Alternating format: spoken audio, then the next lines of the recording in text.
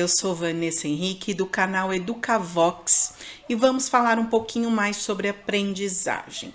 Quando a gente pensa em aprendizagem, a gente tem que ter a clareza de que todos aprendem, literalmente todos aprendem. São três os princípios básicos para a gente pensar educação.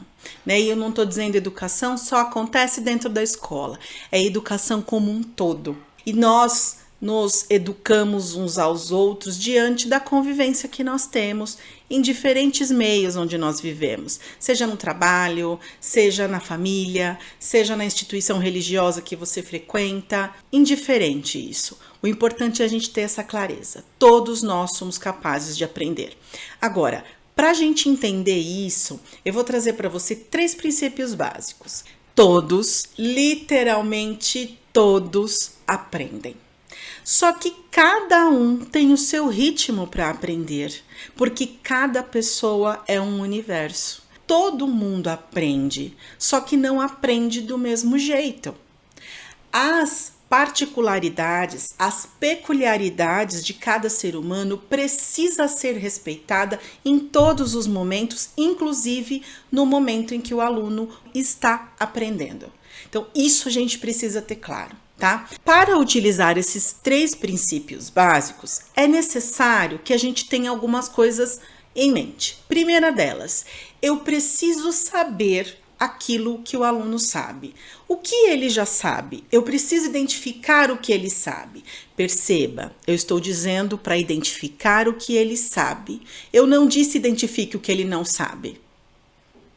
Eu disse identifique o que ele sabe. A partir do momento que você identifica o que o seu aluno sabe, você consegue identificar as possibilidades que ele tem de aprendizagem e consegue escolher caminhos. Perceba, eu não disse caminho, eu disse caminhos, no plural. Ao detectar os saberes e as possibilidades, é possível que a gente oferte estratégias mais assertivas, que realmente vão ao encontro daquilo que o aluno precisa, para ofertar melhores estratégias de ensino e ofertar uma aprendizagem com mais tranquilidade e de forma sistemática, com estímulos corretos. Nós temos no universo infinitos universozinhos, né? Eu sou um universo, você é outro, o teu aluno, o teu filho é outro universo. E esses universos, micro-universos, eles têm um jeito de funcionar.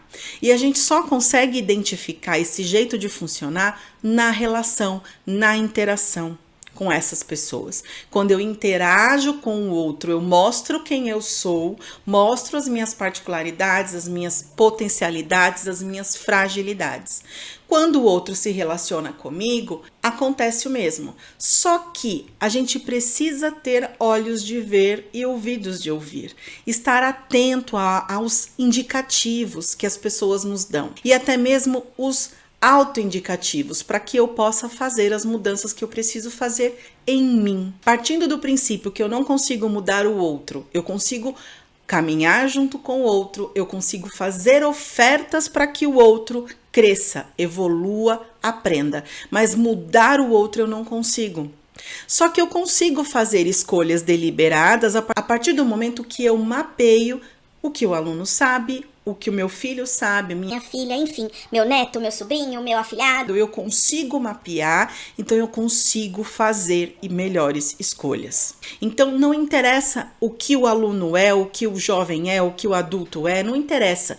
Todos aprendem, só que eu preciso identificar o que o meu aluno sabe, identificar as possibilidades que ele tem, eu preciso identificar o que ele consegue fazer. Consegue segurar o lápis? Não consegue? Consegue usar o tablet, um computador, um celular? Consegue escrever? Não consegue? Ouve? Não ouve? Quando eu digo de possibilidades, de identificar essas possibilidades, é disso que eu estou falando. É identificar as possibilidades para interagir no mundo, para interagir com o conteúdo, com o conhecimento que esta criança, este aluno, este jovem, adulto, enfim, como ele vai aprender. Então, Identifico o que ele sabe, identifico as possibilidades dele, então eu consigo lançar mão de melhores escolhas, de melhores estratégias. Existe um diagnóstico que vem chegando dentro das escolas com muita frequência, que é o distúrbio de processamento auditivo central. Esse distúrbio afeta as vias centrais da audição. Ele pode ser leve, pode ser moderado, pode ser severo. Geralmente ele aparece como um aluno que tem baixo rendimento na escola e aquele aluno que vive no mundo da lua. Então, às vezes a gente chega os pais dizendo: ele não presta atenção em nada, eu falo com ele, ele não escuta, né? Eu peço as coisas para ele, ele esquece com facilidade. Eu preciso repetir várias vezes uma coisa para ele fazer. Ele não vai bem na escola. Ele não aprende, ele não se alfabetiza, ele não produz texto. Identificamos aquilo, o aluno tem distúrbio de processamento auditivo central. Como que isso é diagnosticado?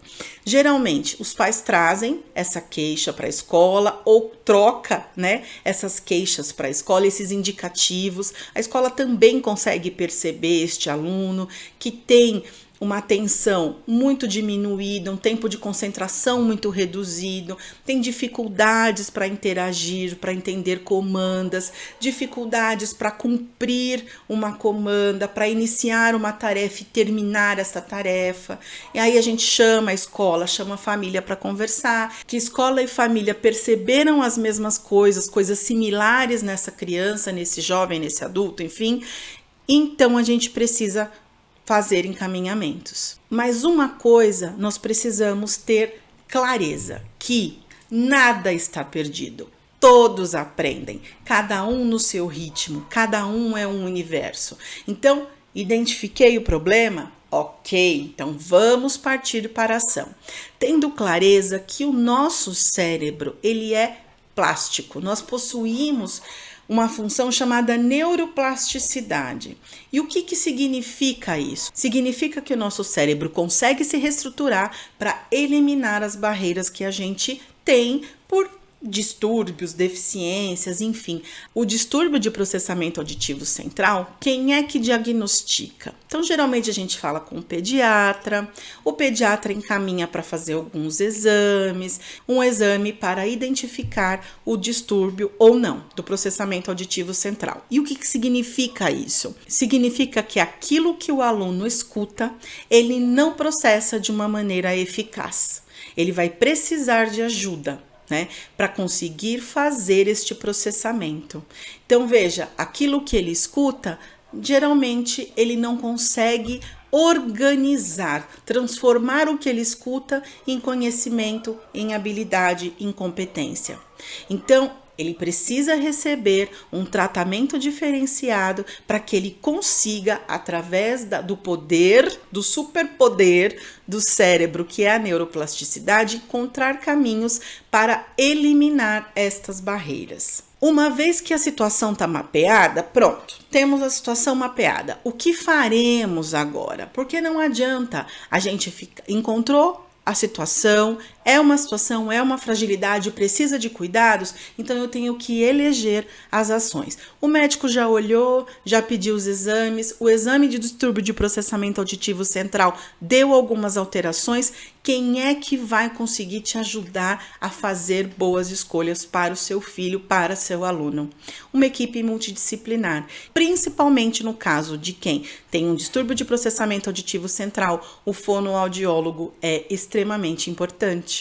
É o fonoaudiólogo que vai ajudar aquela pessoa, aquela criança, jovem, adulto, enfim, a organizar caminhos, a descobrir caminhos que pode ajudar esta pessoa a eliminar as barreiras que o distúrbio de processamento auditivo central acaba impondo. Lembrando que, e vou repetir isso, todos aprendem. Nós só precisamos encontrar as melhores formas, os melhores caminhos, as melhores estratégias. Mas todos aprendem, todos. Cada um no seu ritmo, sim, mas todos aprendem. Então, a escola, neste momento, é uma grande parceira desse acompanhamento terapêutico para o aluno que tem um distúrbio de processamento auditivo central. Por que ela é uma grande parceira? Porque parte das habilidades que talvez estejam comprometidas por conta desse distúrbio refletem lá no rendimento escolar. Então, a escola precisa fazer o trabalho dela de forma sistemática e organizada. E como é isso, Vanessa? Como que eu posso fazer isso? Então, veja, existem algumas possíveis dificuldades que podem ser encontradas na pessoa que possui o distúrbio de processamento auditivo central, que é o DPAC. Uma delas pode ser a memorização, a decodificação, a localização, a identificação de sons verbais e não verbais e a sequencialização. E tem muitos outros. Estou falando de forma bem simplificada, porque o meu objetivo com esse vídeo não é trazer informações médicas, mas sim trazer informações que podem ajudar você, enquanto pai, mãe, professor, avô, avó, tio, enfim, a lidar com a criança ou o jovem que tenha o DPAC. São essas algumas das dificuldades que podem ser encontradas na pessoa com distúrbio de processamento auditivo central. Pode ser uma delas, pode ser duas delas, pode ser três delas, podem ser todas elas, por isso que a gente classifica entre leve, moderado e severo. O que vamos fazer com tudo isso? Primeira coisa que a gente precisa ter claro, precisa de acompanhamento terapêutico. Ele precisa ser assistido por uma equipe de fonoaudiólogos e todos os outros profissionais que forem necessários. Então, precisa sim fazer terapia. Geralmente a terapia é com fono dentro de uma cabine. O fonoaudiólogo vai escolher as melhores estratégias e ferramentas para ajudar esta pessoa, este aluno, esta criança a remover algumas barreiras e lidar com o seu distúrbio de uma maneira que ele viva com mais facilidades. Mas a escola e a família também pode ajudar. De que forma? Como que eu posso contribuir para que aquela pessoa que tem o DPAC consiga se organizar? Então veja, partindo do princípio que o distúrbio de processamento auditivo central é aquele que o que o aluno escuta, o que a pessoa escuta, não percorre, não reflete lá no cérebro de maneira eficaz, existem alguns ruídos. É como se você fosse para a China, você não é chinês, você é brasileiro e você não conhece nada do idioma e você vai lá para a China. Chega lá na China, o que acontece? Você ouve os chineses falarem e você não entende nada. Você não consegue localizar as informações e se organizar diante daquele lugar, porque aquilo tudo é muito estranho. À medida que vem alguém e diz para você, olha, obrigado é assim que fala em chinês. Tchau é assim que fala. Oi é assim que fala. Quando você vai pedir comida, é assim que pede. Então, quando a pessoa recebe mais informações de maneira correta, para que ela consiga se organizar, ela vai eliminando as barreiras do idioma e vai navegando ali no mar daquele idioma, daquela loucura toda, de uma maneira mais tranquila. Por quê? Porque ela está sendo ensinada de forma sistemática a conviver com aquilo. Então o cérebro vai conseguindo se localizar, ele se reestrutura, ele se ordena, mas isso não acontece num passe de mágica. A gente precisa pôr trabalho, pôr uma estratégia clara. Como é que nós, família e escola, podemos ajudar essas crianças, esses jovens que estão em tratamento? Como que a gente contribui? Primeira coisa, direcionar a atenção. Como assim? Quando você for falar com uma pessoa que tem o distúrbio de processamento auditivo central, você chama a atenção dela para você. Faça com que ela olhe para você.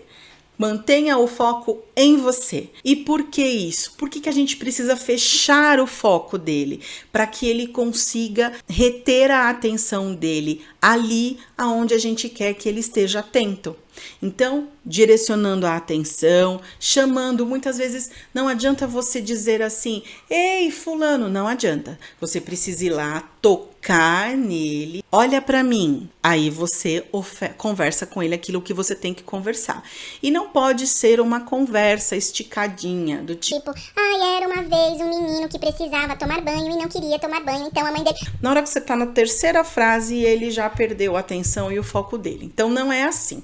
Você vai direcionar a atenção dele, vai oferecer uma fala tranquila, pausada e diretiva. Você vai ofertar para ele, chamou a atenção dele, colocou ele com foco em você. Você vai ofertar a comanda diretiva, executiva. O que significa isso? Agora é hora de tomar banho. Vamos tomar banho. Agora é hora de fazer a lição. Vamos fazer a lição. Vamos pegar a almofada do chão.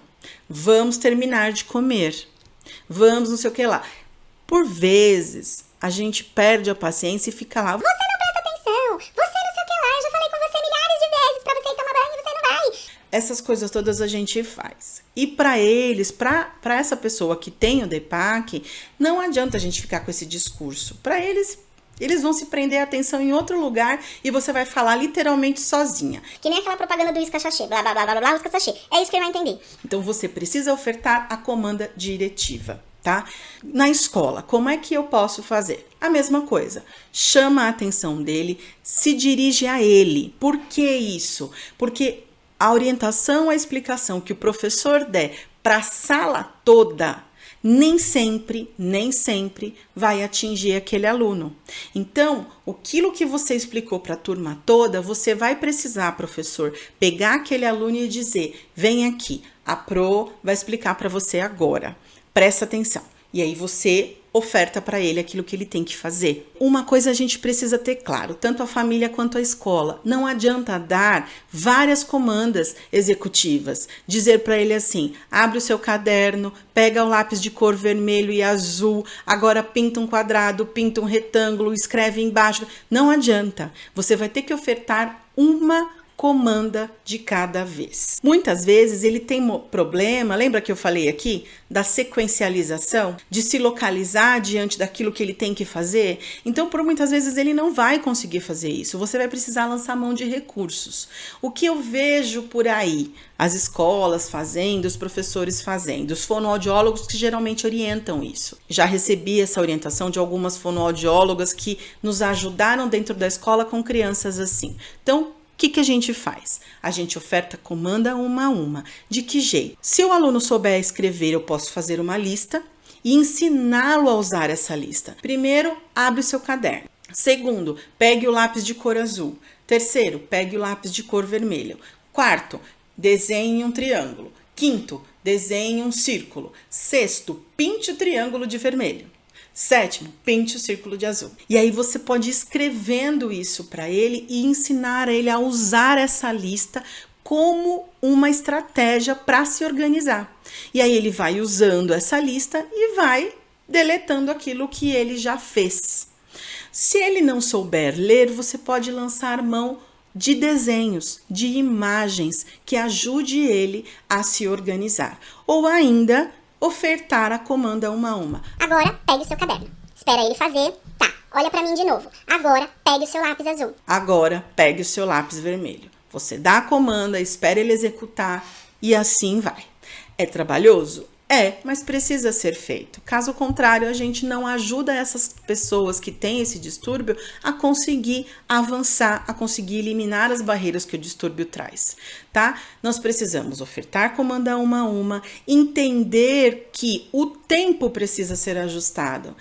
A pessoa que não possui o distúrbio de processamento auditivo central executa essas tarefas em um determinado tempo. A pessoa que tem o distúrbio precisa, às vezes, de mais tempo. E eu preciso entender isso.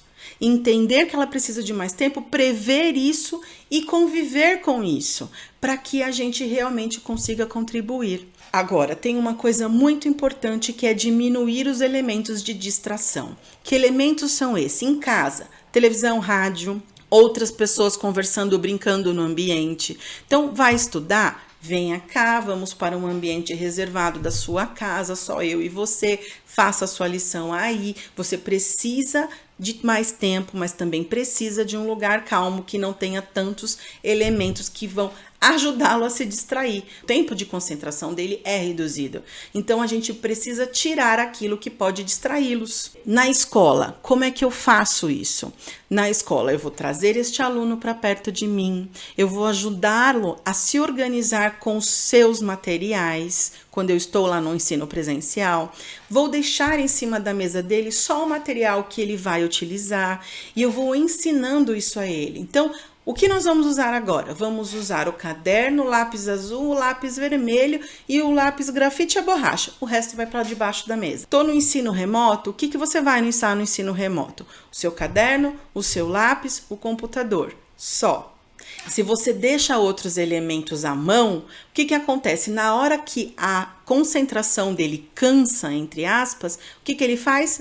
Ele se distrai com outras coisas. Então, por isso que a gente tem que tirar os elementos distratores. Uma coisa que é extremamente importante, que nós não podemos perder de vista nunca, é que tudo isso que eu falei precisa ser sustentado. Sabe aquela coisa da pessoa que quer emagrecer, faz dieta um dia? Um dia não vai fazer ela perder todo o peso que ela precisa.